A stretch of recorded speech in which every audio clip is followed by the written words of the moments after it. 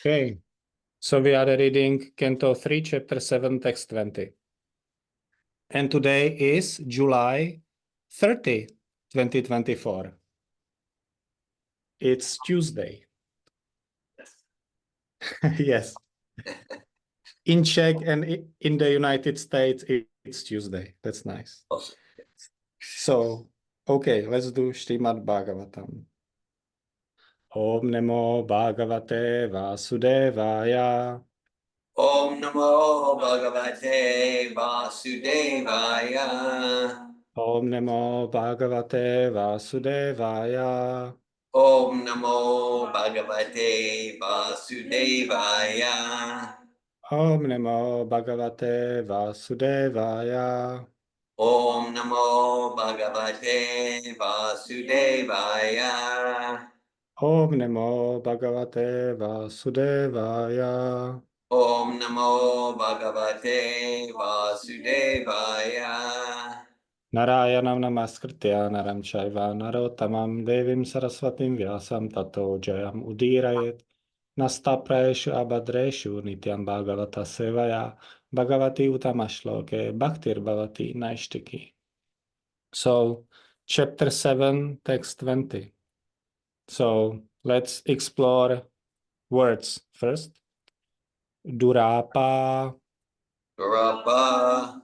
Yi, Alpatapasaha, Apatapasaha. Seva, Seva. Vaikuntha, Vaikunta. Vartmasu, Partmasu. Yatra, Yatra. Upagiyate, Upagiyate. Nityam, Nityam. Deva, Deva. Devaha, Devaha. Jana Ardanaha. Dhanahardanaha. Okay, let's do line by line. Durapa Hyalpatapasa, Durapayalpa tapasa. Seva Vaikuntha Vartmasu, Seva Vaikuntavartmasu. Yatropagiyate Nityam, Yatropagiyate nityam. Deva Devo Janardanaha. Deva Devo Janardana. Durapa Hyalpatapasa, Tapasa. Seva Vaikuntha Vartmasu, Seva Vaikuntavartmasu. Yatropagiyate Nityam, Yatropagiyate nityam. Deva Devo Janardanaha. Deva Devo Janardana. Durapayalpa tapasa. Seva Vaikuntavartmasu. Yatropagiyate nityam. Deva Devo Janardana.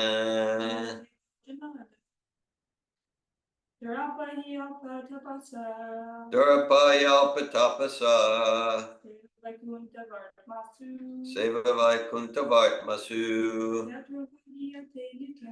Yatropagiyate nityam. Deva Devo Janardana. Durapa, Durapa. rarely obtainable. Rarely obtainable. E, certainly. Certainly. Alpatapasaha, Alpatapasa. of one whose austerity is meager. Of one whose austerity is meager. Seva, Seva. service. Service. Vaikuntha, Vaikunta. transcendental kingdom of God. The transcendental kingdom of God. Vartmasu, Vartmasu. on the path of. On the path of. Yatra, Yatra. wherein. Wherein. Upagiyate, Upagiyate. is glorified. Is glorified. Nityam, Nityam. always. Always. Deva, Deva. of the demigods. Of the demigods. Devaha, Deva. the Lord. The Lord. Jana Ardanaha, Ardana. the controller of the living entities. The living entity. Translation: person whose austerity is meager can hardly obtain the service of the pure devotees who are progressing on the path back to the kingdom of Godhead, the Vaikunthas. Pure devotees engage 100% in glorifying the Supreme Lord, who is the Lord of the demigods and the controller of all living entities. Purport: the path of liberation, as recommended by all authorities, is to serve the Mahatma transcendentalists. As far as Bhagavad Gita is concerned, the Mahatmas are the pure devotees who are on the path to Vaikuntha, the kingdom of God, and who always chant and hear the glories of the Lord, rather than talk of dry, profitless philosophy. This system of association has been recommended since time immemorial, but in this age of quarrel and hypocrisy, it is especially recommended by Lord Sri Chaitanya Mahaprabhu. Even if one has no assets or favorable austerity, he is nevertheless takes shelter of the Mahatmas, who are engaged in chanting and hearing the glories of the Lord, he is sure to make progress on the path back home, back to Godhead. Om Ainana Timirandasya Gyananjana Shalakaya Chakshur Unmilitam Yena Tasmai Shri Gurave Namaha Nama Om Vishnu Padaya Krishna Preshtaya Bhutale Shrimate Bhaktivedanta Swamin Iti Namine Namaste Sarasvate Deve Gauravani Pracharine Nirvishesha Shunyavadi Paschatya Deshatarine Jai Shri Krishna Chaitanya Prabhu Nityananda Shri Advaita Garadara Shivasari Gaura Bhaktavanda Hare Krishna Krishna Krishna Hare Hare Hare Rama Rama Rama Hare Hare. So we are continuing in reading the interview or the discussion between Maitreya and Vidura. So most of the time, Maitreya is explaining things, and here we have Vidura explaining things. So, most of the Srimad Bhagavatam is questions and answers, questions and responses. So here is Mahatma Vidura speaking, and he's glorifying his spiritual master Maitreya, who is pure devotee of the Lord. And Mahatma Vidura is making the distinction between learning from a pure devotee of the Lord and learning from someone else. And on Sunday, I was somehow listening to a Srimad Bhagavatam class, and I thought I saved it here on the computer, but we shall see. I think this is the one. Oh, yes. So there is a similar, well, at least in my experience, there is a kind of similar verse that I was accidentally listening to from Srimad Bhagavatam. It's 6th canto, 9th chapter, text 22.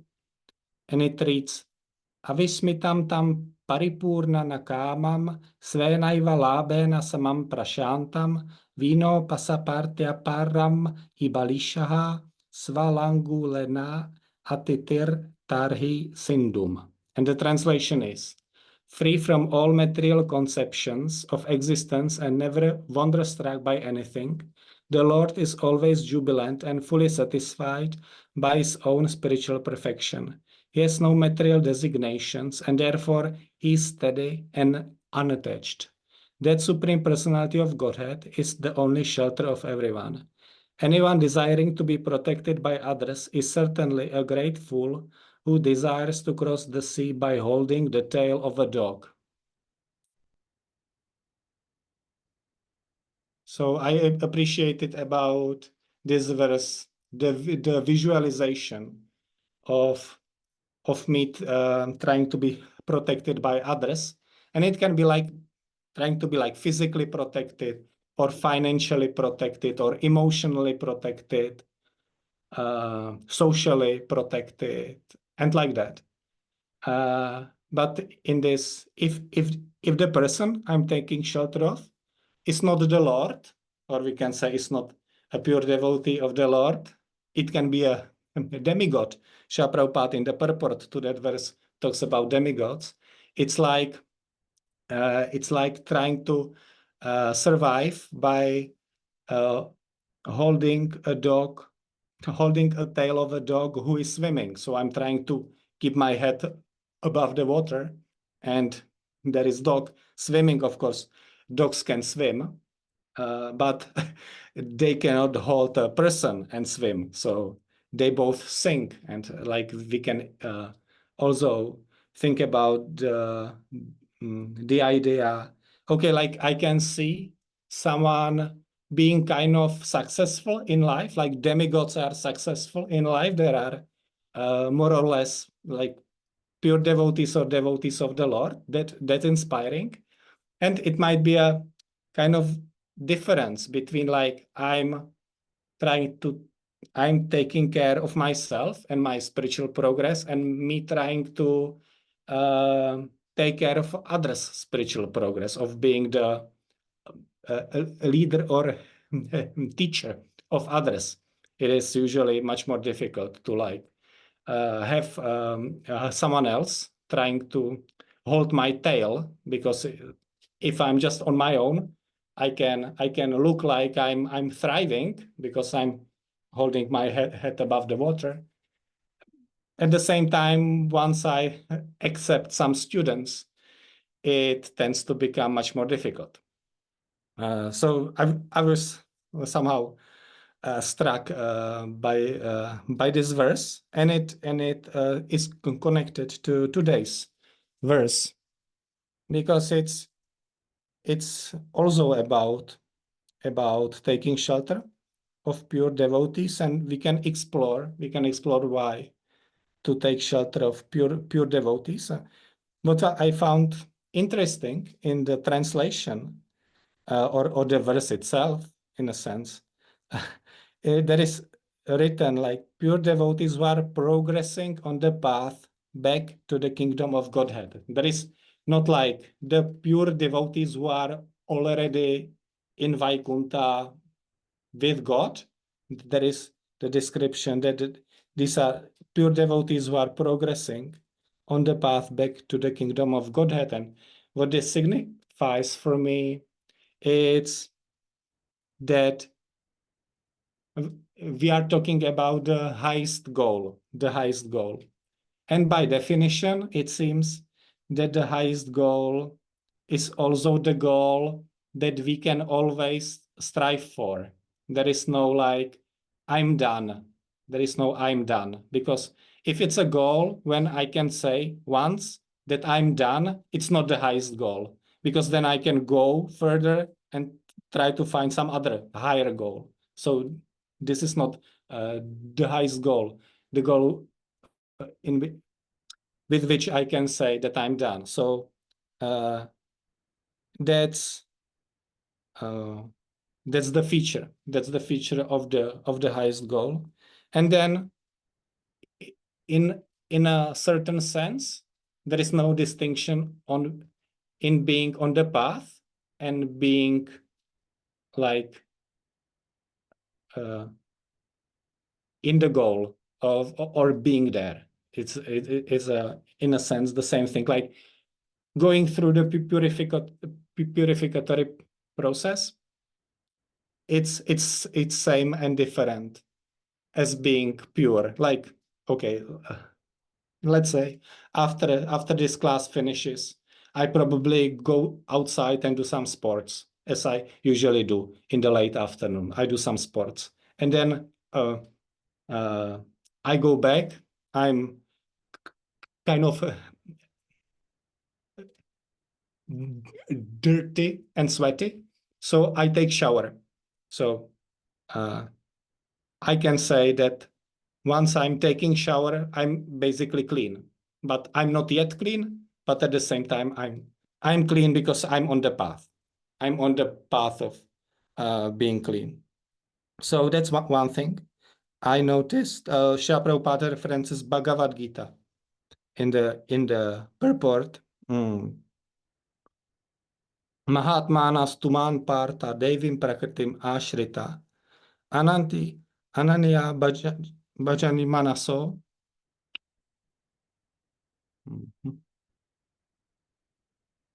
Mahatmanas tumam parta devim prakritim ashrita bhajanti ananya manaso gyatva bhutarim avyayam. So it's the 9th chapter. So it explains who is a great soul, who is a pure devotee. So it's the one who takes shelter of the spiritual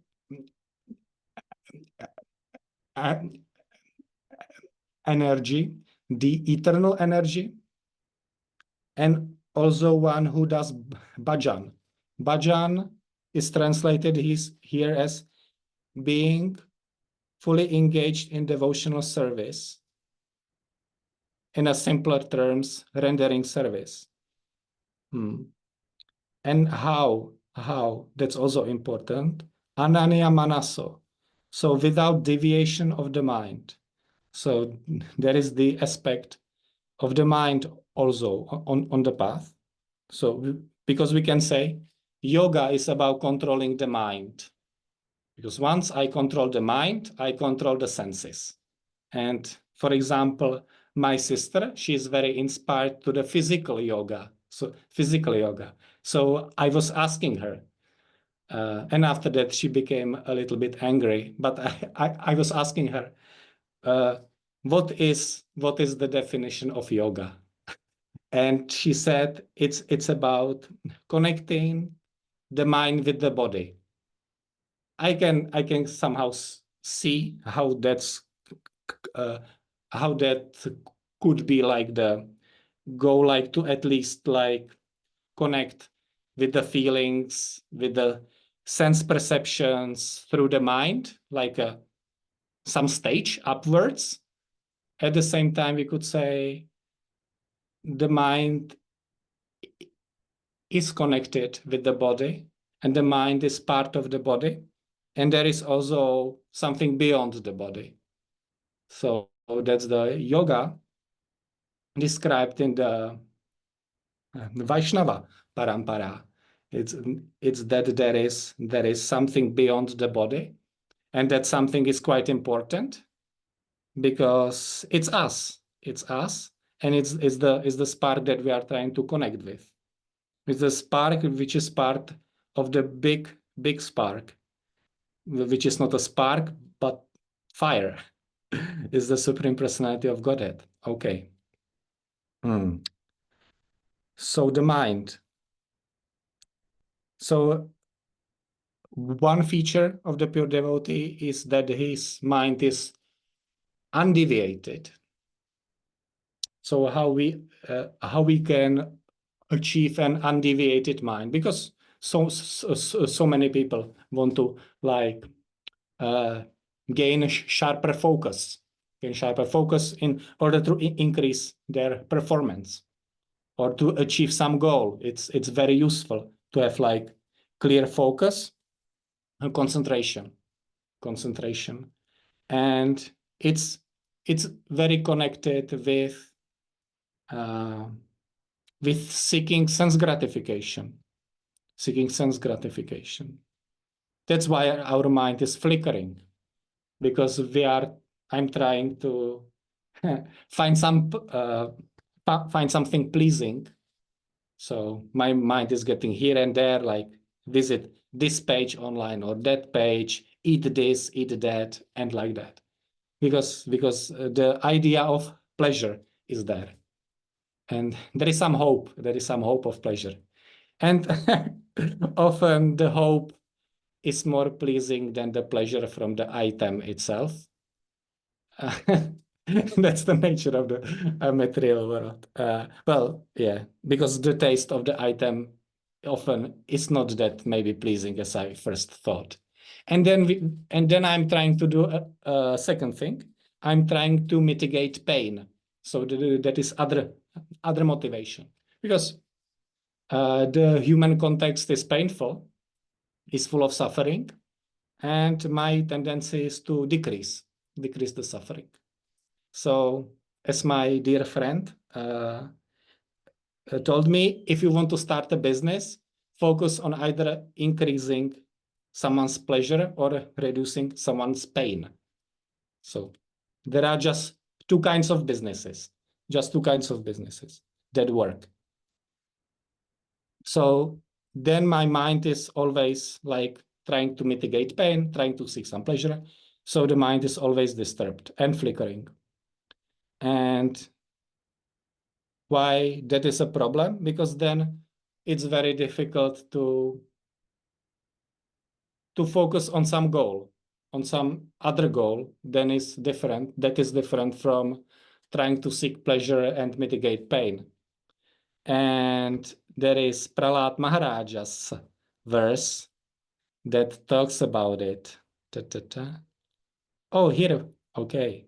So Prahlad Maharaj said, Materna Krishna Parata Svatova Mito Bipadyeta Graha Vratanam Adanta Gobir Vishatam Tamishram Punah Punash Charvita Charvananam. Prahlad Maharaj replied, because of their uncontrolled senses, persons too addicted to materialistic life make progress toward hellish conditions and repeatedly chew that which has already been chewed. Their inclinations towards Krishna are never aroused, either by the instructions of others, by their own efforts, or by a combination of both. So, if my tendency towards sense gratification is substantial, then I have basically no space to appreciate something different, because I will always have the explanation or excuse that I have to solve this problem, that problem, this, I have no time, and like that.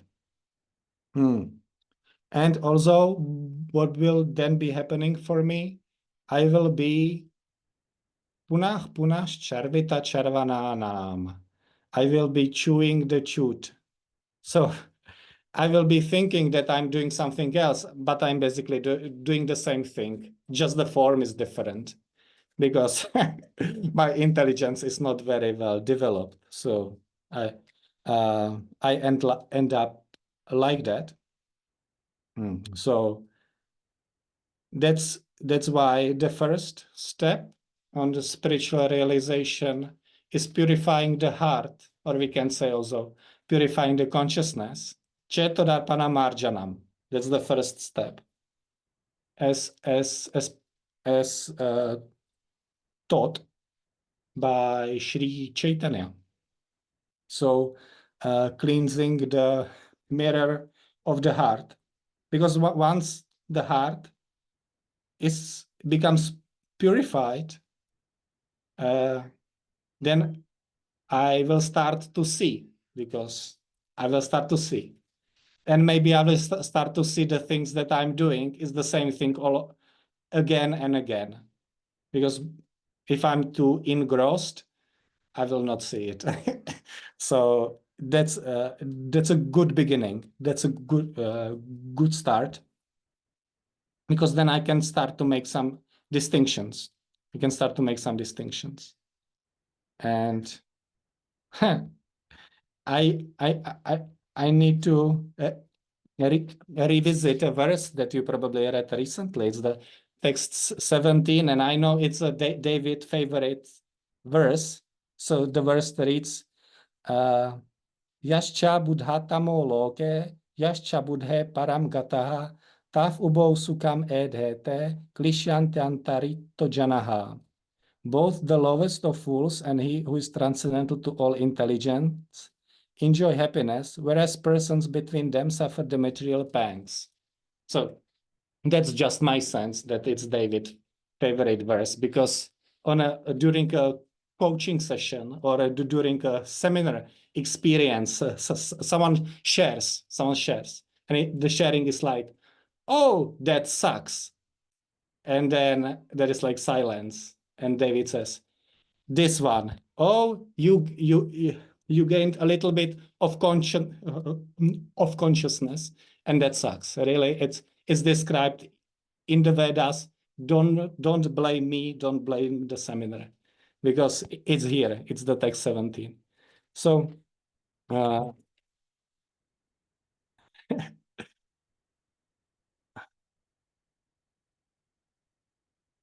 because the pure transcendentalists and the fool, the not just fool, it's the uh, lowest of the fool. They see everything fresh because the pure devotee sees everything fresh because everything is connected with the Lord, and the Lord is always fresh. The experience is always fresh. And there is a quote from Abraham Maslow that I could not find. Maybe if you will be that nice, you can send me the verse, the quote afterwards. But basically, I think Maslow says that fully realized person finds freshness in every situation. The stone looks fresh, the tree looks fresh, the conversation with my wife looks fresh, and like that. So that's also the understanding from the Bhagavatam. And like, of course, the lowest of the fools fool also sees everything fresh because he cannot connect the past with the present, so everything looks new. So sorry. So that makes sense. Okay, and here also in the verse, what we have described here is the person whose austerity is meager. So what does it mean that my uh, sacrifice is meager? It indicates that there are different kinds of sacrifice, right? There is maybe some good sacrifice, some bad sacrifice. So the question could be, what's the best sacrifice, and what's not that good sacrifice? So there is a verse in Bhagavad Gita which uses a similar word. Antavatu palam tesham tad bhavati alpamedasam devan deva yayo janti madbhakta janti mam api. And the verse reads, men of small intelligence worship the demigods, and their fruits are limited and temporary.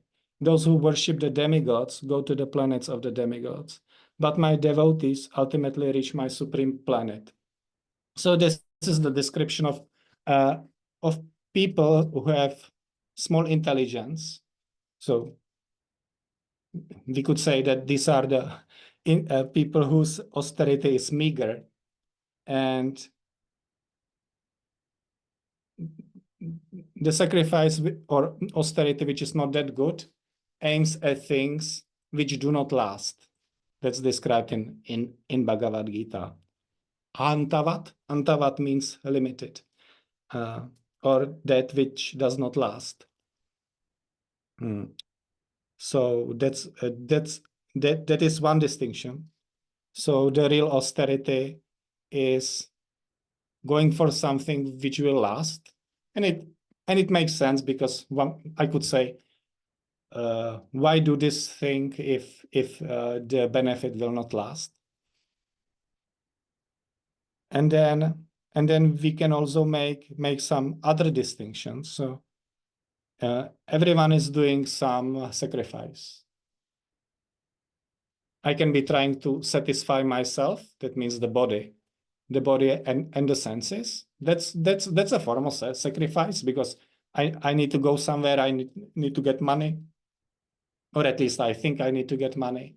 So I get money, I buy the fancy food, then I'm in anxiety what to eat first, then I'm disappointed because the food is gone, and my belly is in pain. But that is a kind of sacrifice. It's a process. And then I get a wife, I get children, then I'm sacrificing for the family. Quite a natural process, and having kids, it's actually a chance given by the material nature to work for someone else than myself. Because if I do not have kids, as is my current situation, it's kind of, I can just gratify my senses all day long, and there is like nothing that could force me to do otherwise. I can do it for like 30 years. Yes, so children are a chance because one naturally goes into the sacrifice for others, and that's higher than sacrifice for one's body.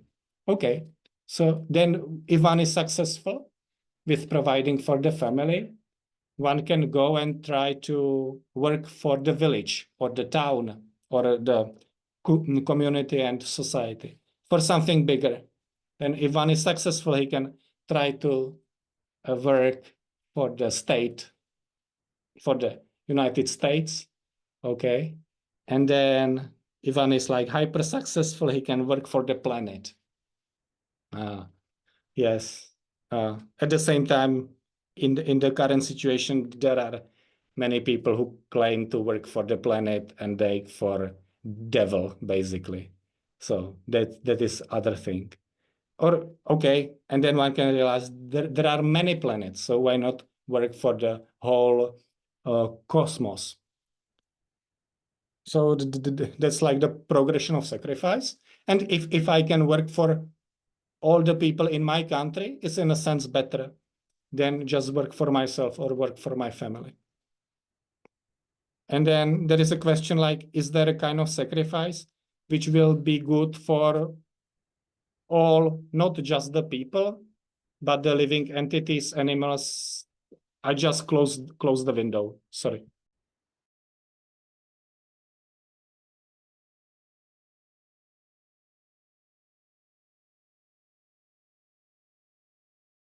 There was some uncomfortable noise. So, yes. So is there a sacrifice in which I can work not for just the people of my country, but for all the people or the animals, the flowers, and all the living entities? And Srimad Bhagavatam says yes. And it's the devotional service. So the devotional service, from definition, is the sacrifice, which is the highest sacrifice. Why? Because I'm serving the roots of the tree, and everything resides on that tree. Like me with Hanandini, we are in the process of memorizing the first 17 verses of Adi Lila Chaitanya Charitamrita, and there the tree. Well, there are parts of Chaitanya Charitamrita where the tree is described, and in the first 17 verses there are like parts of the tree because there is the source, Shri Krishna, and there is also the description of the various Vishnus as they expand one from another. So that's how the tree develops. That's how the tree develops, and we are given a process where we can engage ourselves in serving the roots of the tree, and that's by definition the high sacrifice. And like one can ask, why do the sacrifice, why to strive for the highest sacrifice? Well, what's the alternative? The alternative is that I will do some low sacrifice, so I will be gratifying the body. The experience with gratifying the body that it will last not very long. If I'm trying to gratify the family, it will last maybe, I don't know, 5 years or 40 years. It will be like a bigger investment. If I try to serve the nation, that maybe if I will be successful, that people in 100 years will remember my name. So that looks like a bigger investment because and still uh, still the intelligent question is whether there is a thing by which we can invest something which will be not destroyed by time. And that's also described as the devotional as the devotional service, because it's serving the eternal. Yes, if I'm serving the eternal, I'm getting eternal benefit. That also sounds right. Logical. Okay.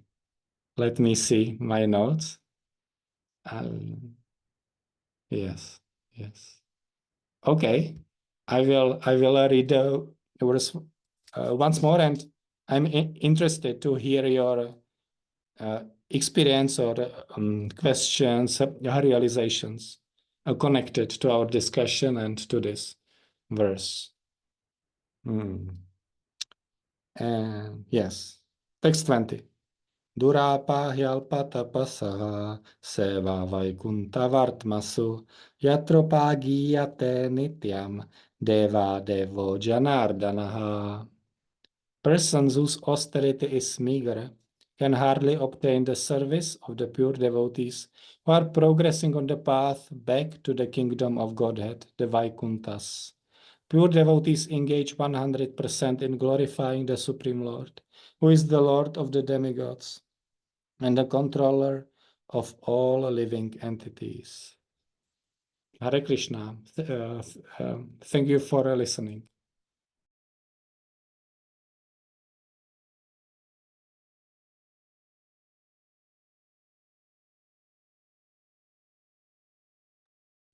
Thank you, Yogesvara Prabhu. I'm enlivened and by your thought-provoking class and presentation. I thought since you referenced it, I'm going to read the Maslow quote, or at least an excerpt of it. So I have the Maslow quote because I use that in different coach training contexts. So I really had to have it in one of Carl Rogers' books on becoming a person. So Carl Rogers, he writes, and then in his writing, he quotes Maslow. So Carl Rogers says, Maslow might be speaking of clients I have known when he says, self-actualized people have a wonderful capacity to appreciate again and again, freshly and naively, the basic goods of life with awe, pleasure, wonder, and even ecstasy, however stale these experiences may be for other people. As a client, then Rogers continues, as a client moves toward being able to accept his own experience, he also moves toward the acceptance of the experience of others. To quote Maslow again regarding his self-actualizing individuals, one does not complain about water because it is wet, nor about rocks because they are hard. As the child looks out upon the world with wide, uncritical, and innocent eyes, simply noting and observing what is the case without either arguing the matter or demanding that it be otherwise, so does the self-actualizing person look upon human nature both in himself and in others. Hare Krishna. Yeah, that for me, that relates. Yeah, you described my favorite verse. It was because it was last Sunday, 9 days ago. Nichi Gopal Prabhu, he led class on that text 17 of chapter 7, canto 3.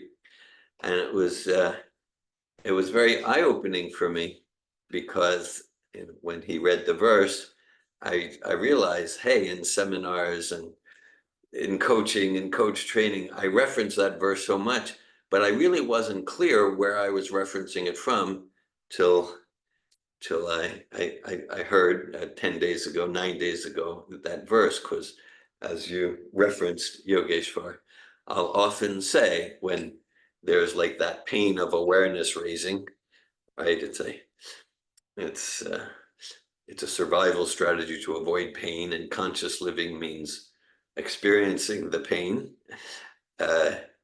Yes, that not that we're masochists, I hope, but in the sense of, well, that's similar to what you said, like business means you're selling something to alleviate the misery or increase the pleasure.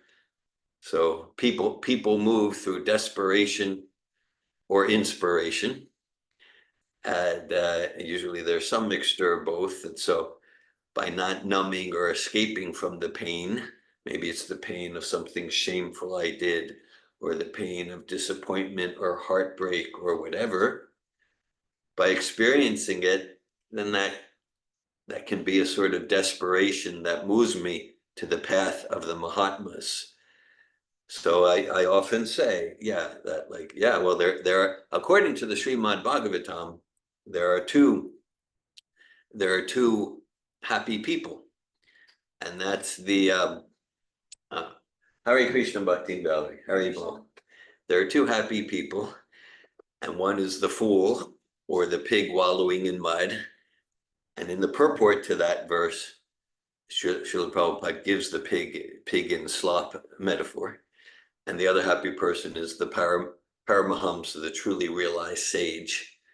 And then if we're in between, where we have awareness, but we haven't yet connected with the courage or depth of sincerity to act on that awareness, then that's the painful suffering stage. And of course, the purpose there in that description is not to discourage atato brahma jigyasa, not to discourage endeavoring for awareness and self-realization. And because I mean, if we deconstruct the example more, the so-called happiness of the pig or the fool, it's of quite a different quality than the happiness of the Paramahamsa. There's the happiness of the bliss of ignorance, but the Paramahamsas experiencing the true bliss, eternal bliss of the soul.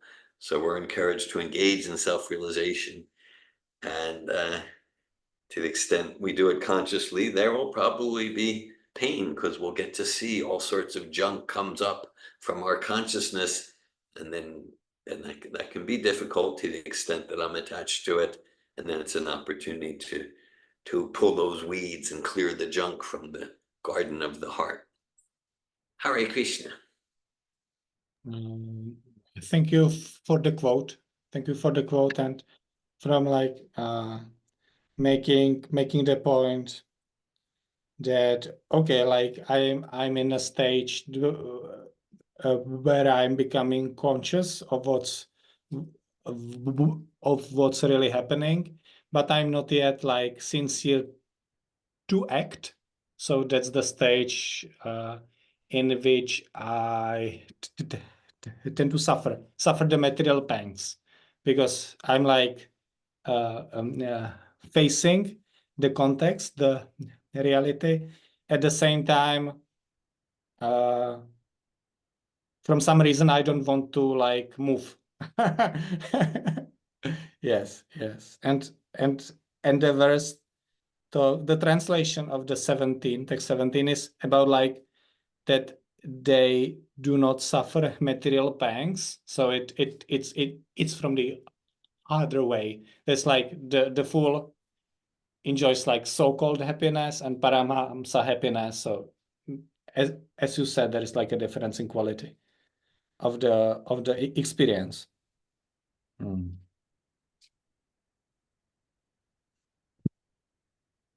Sorry. And I appreciated your emphasis that in this path of bhakti, Krishna consciousness, unlike other paths or attempts, the journey is the goal, the process is the goal. And I liked how you noted that subtlety in the translation, or progressing on the path back to the kingdom of God, the Vaikunthas. As you're aware, Prabhupada uses the same example you use, that if someone's in the shower, we don't criticize them because there's still some dirt on their body, because they're in the process, they're in the cleansing process. And so that's why it's like, so sometimes Prabhupada will say like, oh, all of his students are pure devotees. So there's different ways to see that. One way is that like, yeah, it's like if we're on the path of pure devotion, someone could be on another path and maybe more sattvic in their habits, even relatively more pure, and even more realization they're not the body. But if their goal is like some jnani impersonal liberation or heavenly planets, and maybe they're more austere than a bhakta or bhaktin on the path of bhakti. At the same time, from the view of the pure devotee, this bhakti and bhaktin, they're more advanced in the sense of they're on the path of pure devotion, and in that sense they're in the shower, they're pure devotees. And so we can look at like where we're at or where someone's at, and in terms of how much austerity are we doing today, or we can look at what's our ultimate goal, and to what extent is our ultimate goal this pure devotion to Krishna. Yes, it's like the example with the flight.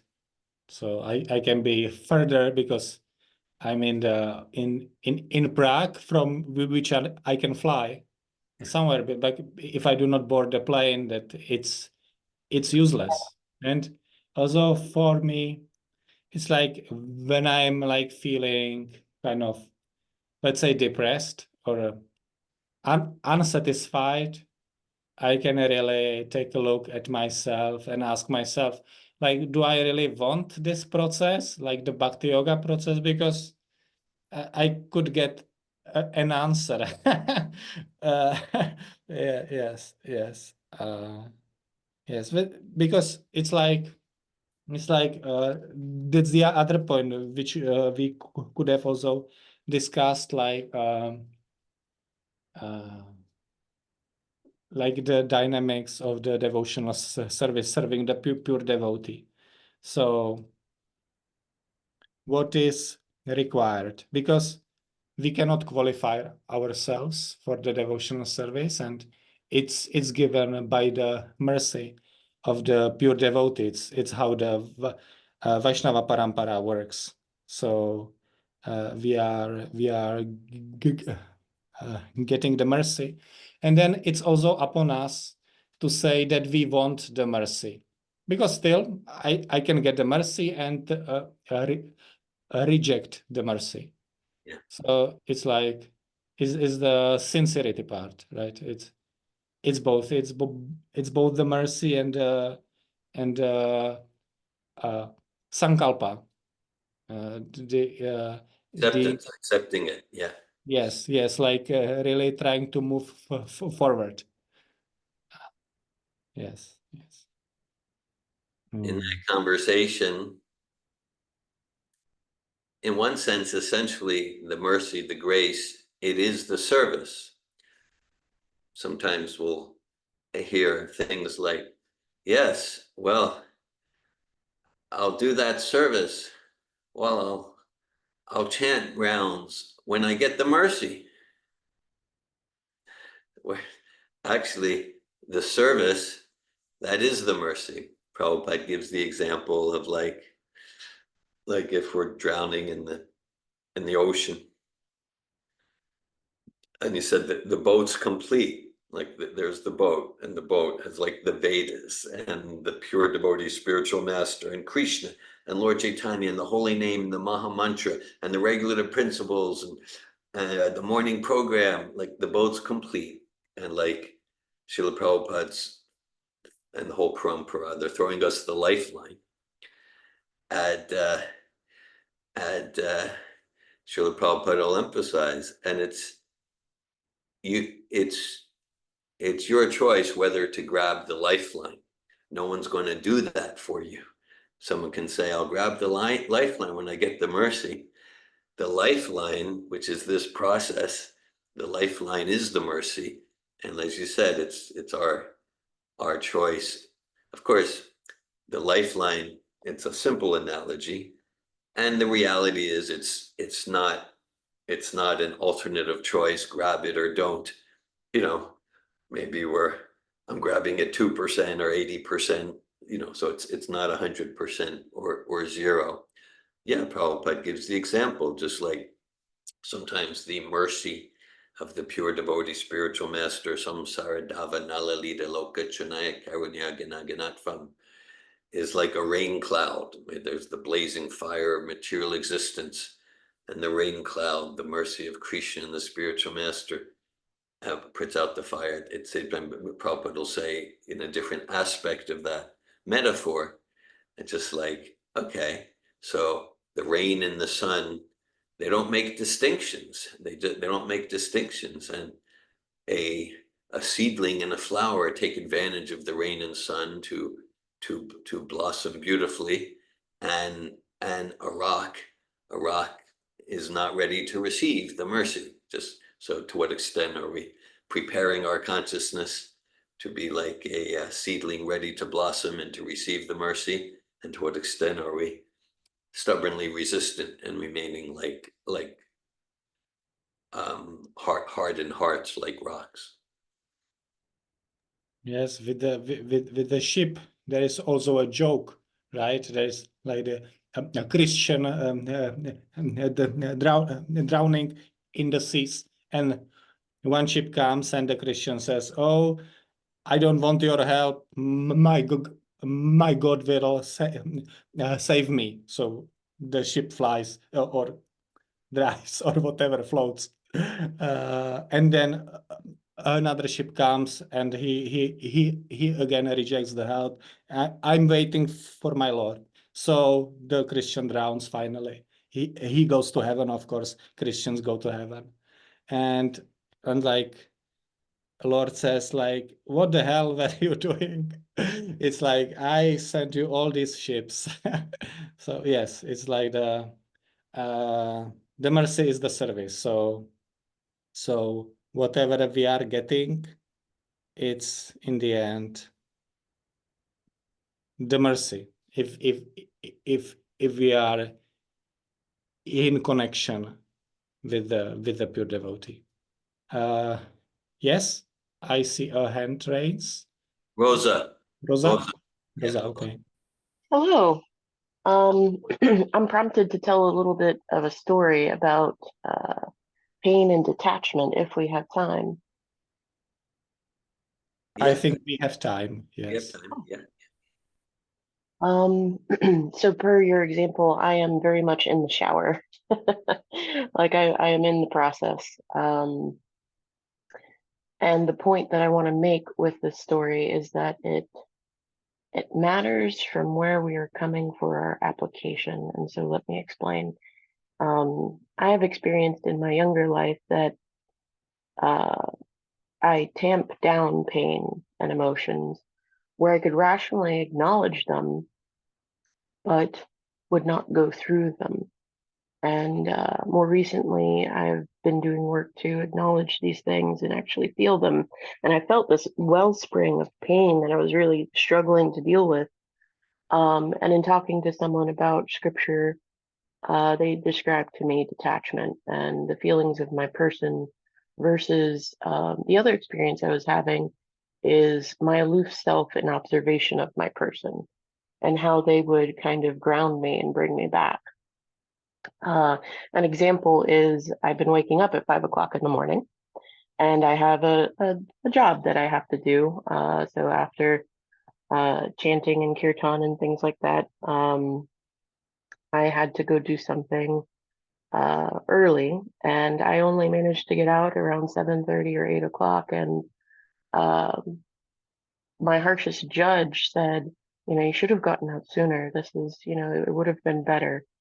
And I felt another voice in observation of that saying, you got up at 5 a.m. When is it ever going to be enough, right? Um, But anyway, my point is about a pendulum and application. In youth, I would tamp down emotions without allowing them. And now my pendulum has swung to the other end of the range where I feel pain very keenly. And as I am on the backswing, I realize that um, this person, in describing detachment to me and talking about stories and what we choose to see, I asked them about childhood trauma because I said, I understand the concept of detachment, but there's also stories that seem very true. For example, the things that we experience in childhood and pain there and whether or not that should have been. And as they described detachment, I said, the question that arises for me is where is the compassion for such things? And anyway, they went on to describe basically presence and now, that our experiences in the past are an illusion, not dissimilar to our anxieties for the future are an illusion.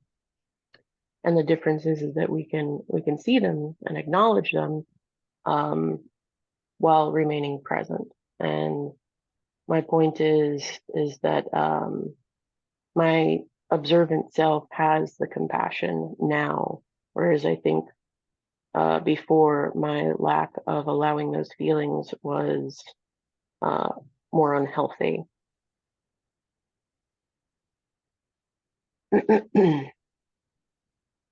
Yes. Thanks for sharing, Rosa. I appreciate your personal sharing in relation to the themes of the class and this text. And yeah, yeah. Sometimes we. Oh, actually, I'm I'm very confident because I know you're planning to participate in September in the Safeto Foundational Seminar.